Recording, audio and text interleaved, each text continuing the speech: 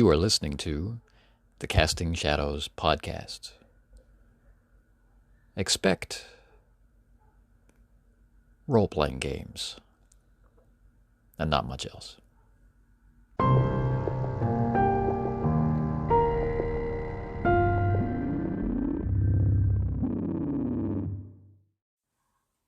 We are just a few nights and days away from the end of this RPG-A-Day 2021 marathon, and the optimistic vision it represents that all of us gamers can find good things to say about a hobby we love for 31 days. As a sign of the end times, today is the last day of varied prompts that we can wander among and find inspiration. Our final set of 4 prompts are Solo, Dream, Open, and Delve. Ahead are 3 days of single prompts to bring the event to a close for 2021. For the last Saturday, the last day of multiple prompts, and the end of the last full week of responses, I found myself hoping for Dream, but submitted myself to the roll of a die. Once again, in celebration of 8 years of RPG-A-Day, I rolled a d8. But rather than take the results in pairs, I decided to mix it up a little bit with odds and evens. So a roll of 1 or 3 would be Solo, 2 or 4 would be Dream, 5 or 7 would be Open, and 6 or 8 would be Delve. The result? My dream came true.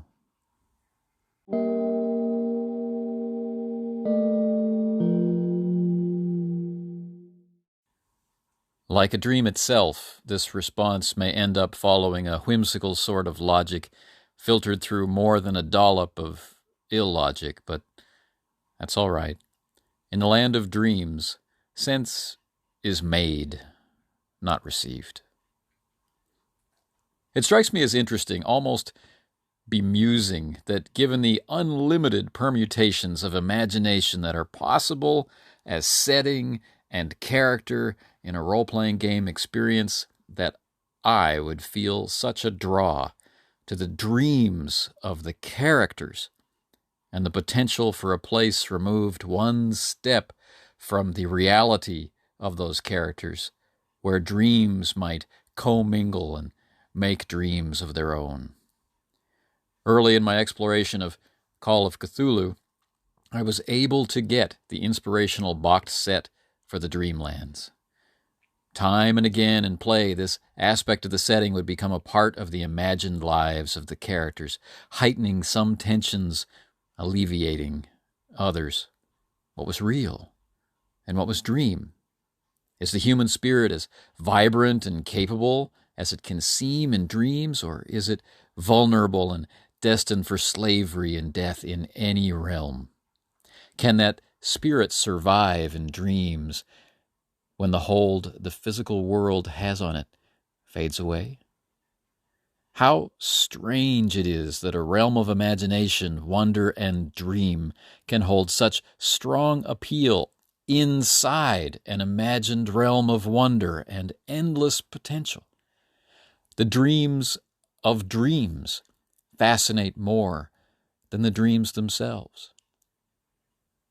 Likewise, when the world of darkness was still rising in prominence, the dark kingdoms of the wraiths beckoned to me most strongly of all.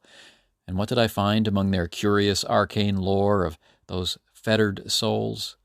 I found that some of them, too, longed for wonder, and so it was that among the dead some had found a way to pass their time in otherworldly worlds, beyond the veil of death, but also beyond the walls of sleep.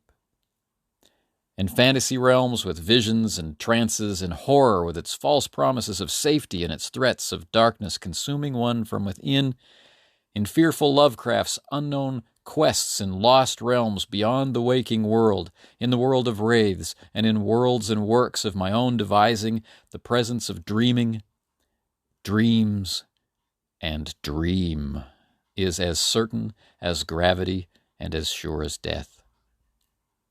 Now, many years removed, but with no dwindling of passion for dreams or dreaming.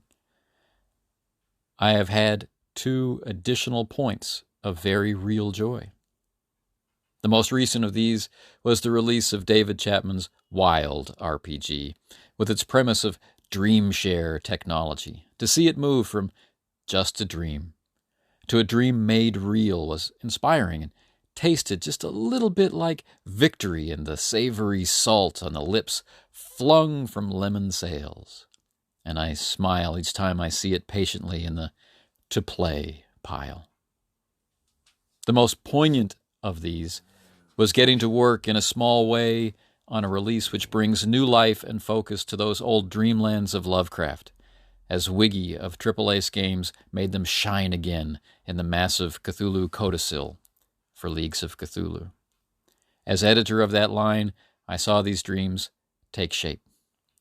As a contributor to this work, I got to dream some dreams of my own, from mechanisms to the meat on the table of the feast of play. And as reader, I got to discover myself in the very pages of dreams and dreaming. It sits before me as I work and as I play, and reminds me that though I am real and tied down to the weaknesses of flesh, I have touched the realm of dreams, and my dreams may connect with the dreams of others far away in both space and time, to dream undreamed dreams and make them real.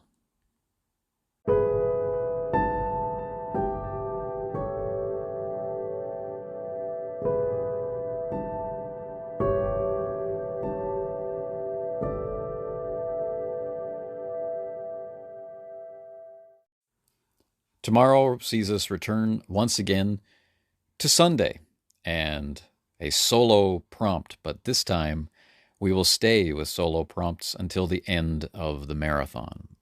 Tomorrow, August 29th, the 29th day of RPG A Day, our single prompt is system. If you're curious about an example of play from today, well, I've got one for you. It's from Leagues of Cthulhu, and it's called A Summons to Alcatraz, Part 2.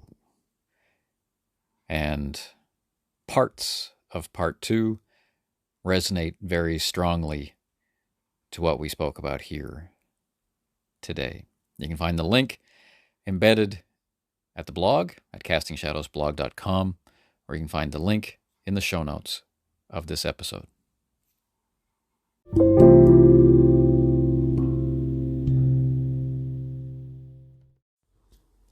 You have been listening to another day's installment from RPG A Day 2021 from the Casting Shadows podcast. This podcast is an extension of the Casting Shadows blog, now sailing into its 11th year, and also an extension of our channel on YouTube, which lives under the name of Runeslinger.